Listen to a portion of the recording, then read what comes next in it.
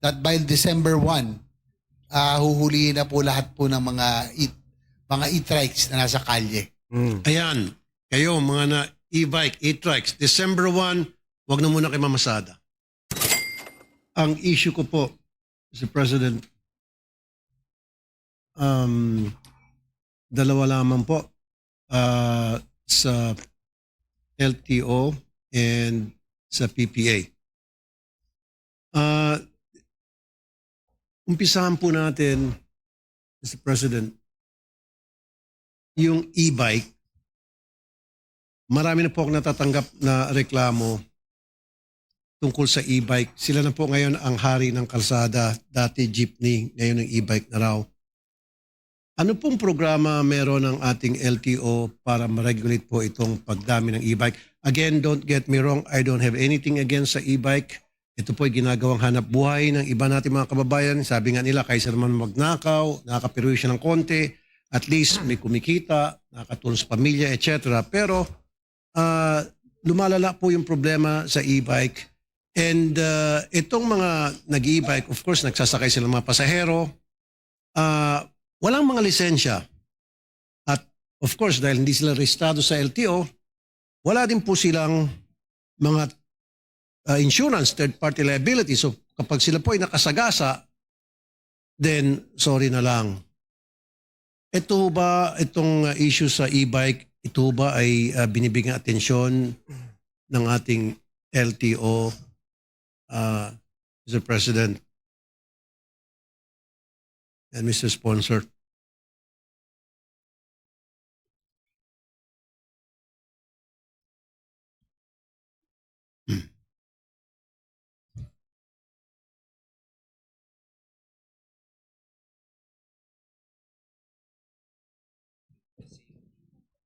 Ayan o, may video tayo. Your Honor, Mr. President, tama po yung inyong obserbasyon, no? Ako rin po nakikita natin yung mga e-bikes, no? Saan-saan. But there was a memorandum circular issued by then Secretary Bautista requiring yung LTO pala ang nag-issue ng MC for registration of the e-bikes. At saka yung mga lisensya ng magdadrive nito. But now, they are, but it was suspended by Secretary Bautista back then. But now, according to Secretary Lopez, pag-aaralan po nila, no, they will have public consultations regarding the, of course, yung safety, yung registrability, and the issuance of license, no? Para po dito sa mga e-bikes na ito. Tama po kayo. Medyo nakakatakot din po dahil magaan po sila. As of now, bawal po sila dapat sa mga main thoroughfares. So, ang kailangan nila paigtingin yung enforcement, Your Honor. Pero nakikita pa rin sila sa mga main thoroughfare, Mr. President. Nakikita, in fact, coming here from my residence, binilang ko yung e-bike na nadaanan ko, siguro may mga 50. Very prominent na sila ngayon. Kumbaga, natabunan nila yung tricycle. Ang concern ko rin, itong mga tricycle drivers natin, tricycle operator, dumaan sa butas ng karayman halos kasi paparehistro sila ng tricycle nila, kukuha sila ng prangkisa, tapos magme-member sila ng TODA, kailangan meron silang insurance, tapos kailangan may driver's license sila and all. Samantala itong mga e-bike na mga operator, nada. Bibili silang e-bike, after that, pasada na sila, game na. So, nababawasan din ang kita nito mga legit na tricycle operators and drivers. Mr. President.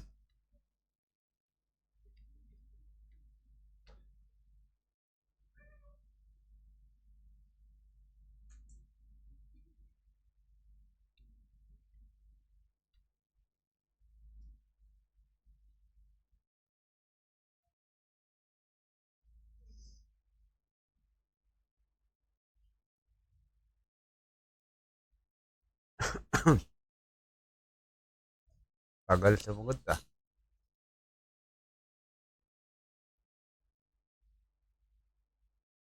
Your Honor, ang dilema po ng LTO at ng DOTR, ito pong mga napakita niyong video, ay LGU ang nagbigay po ng prangkisa, no? Pero as far as LTO is concerned, hindi po sila registered at hindi po sila dapat dumaan ng main thoroughfares. Pero for leeway, pinapayagan po sila sa mga barangay, sa mga subdivision, hindi po sila dapat dumaan ng main thoroughfare, Your Honor. But that's main thoroughfare, Mr. President. Kasi kita mo naman, lahat ng whether light or heavy vehicles dumadaan, so that is considered as main thoroughfare.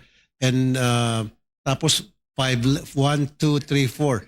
Pag 4 lanes na kalsada, that should be considered as main thoroughfare at dumadaan po sila. And then wala po mga driver's license yan. According to LTO, they will now apprehend.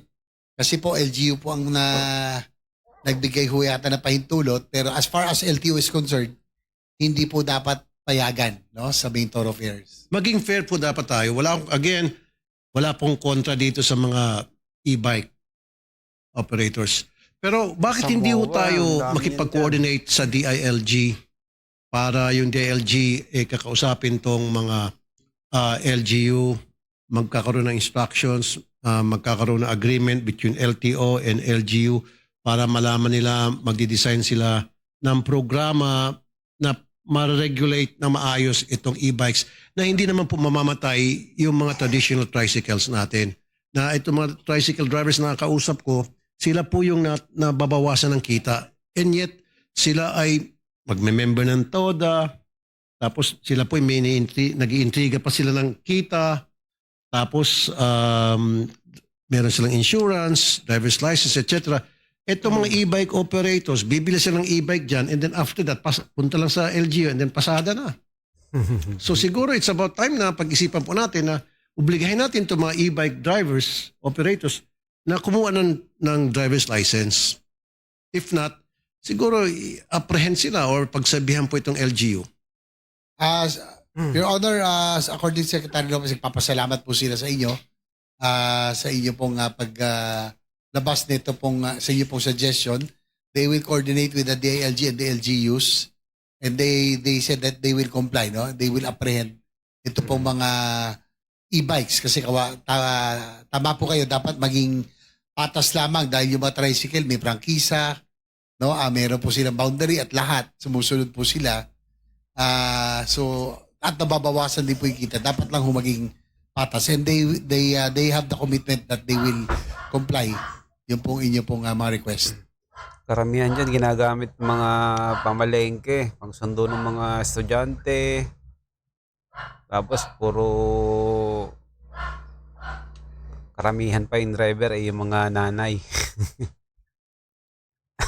Mga babae.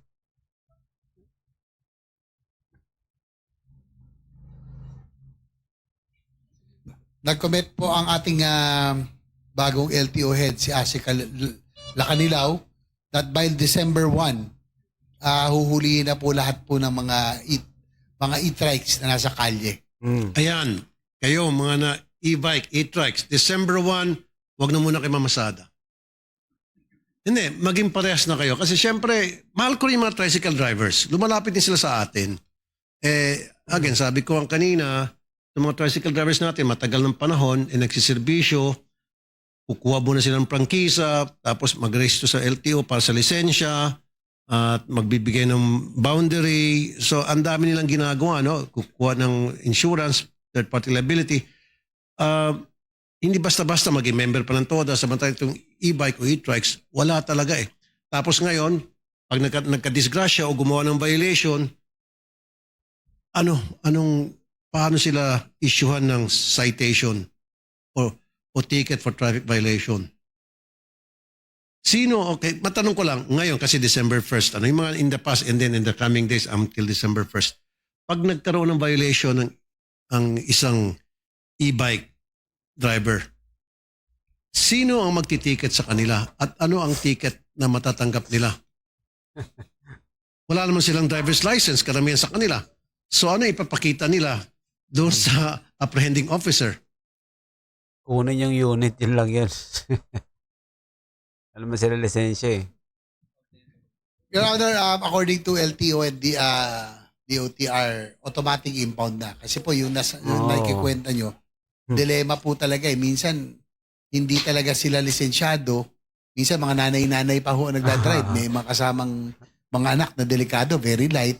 So, yun po ang sabi ng LTO from now on. Talagang dapat po, pag nasa main thoroughfare especially, talagang automatic impound na po nila. Yun. Again, ulitin ko, wala akong problema doon sa e-bike o e-trike. Siguro sa loob ng subdivision, why not? Pero once na humalo ka na doon sa mga regular traffic, meaning sa mga kalsada na nandun yung mga heavy, light, and medium vehicles, dapat wag na silang pumunta doon.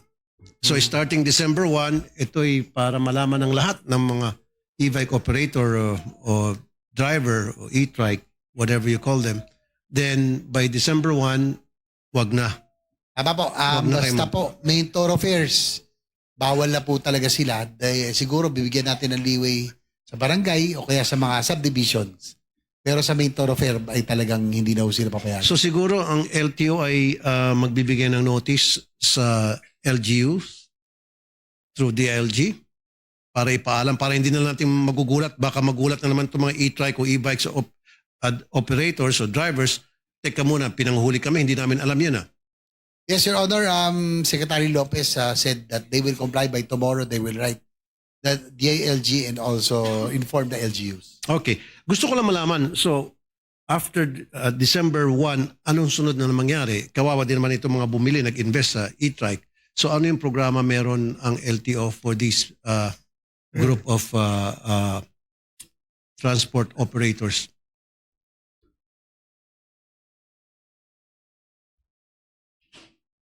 Your Honor, according to LTO and DOTR, they have to study the registrability, no, and also yung safety, no, na kayo ninyo pong binanggit. They will need to evaluate, magpa-public consultation sila if this will really be allowed. Kasi nga po, nakita natin yung inyo pong mga video, nakakatakot po, no, napakagaan. Pag sinalpok, talagang, yung safety ng mga nasa loob, talagang dapat ho i-consider. So they will, ang dalawang bagay po, yung registrability, safety, and yung issuance of licenses of the operator, would be operator, Your Honor. And of course, insurance siguro din. Probably insurance, sige po, isasama na po natin. Maybe I'll pass a legislation Yung karamihan pa niyan, hindi sumusunod sa mga traffic lights.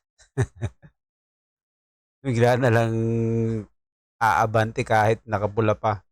pertaining to the issue on this group of transport operators, itong mga e-bikes, kasama na dyan yung mga habal-habal para magkaroon ng strict regulation. Papayagan natin sila pero strictly regulated. Para na sa gayon, magkaroon ng safety nga sa kalsada at maging patas sa lahat. Tama po. Sumasang-ayon naman ng ating DOTR family. Kasi sa ngayon, dati di ba pag sinabi mong jeepney, ang king of the road, jeepney driver, ngayon ang king of the road, e-bikes na. May bagong hari na sa daan.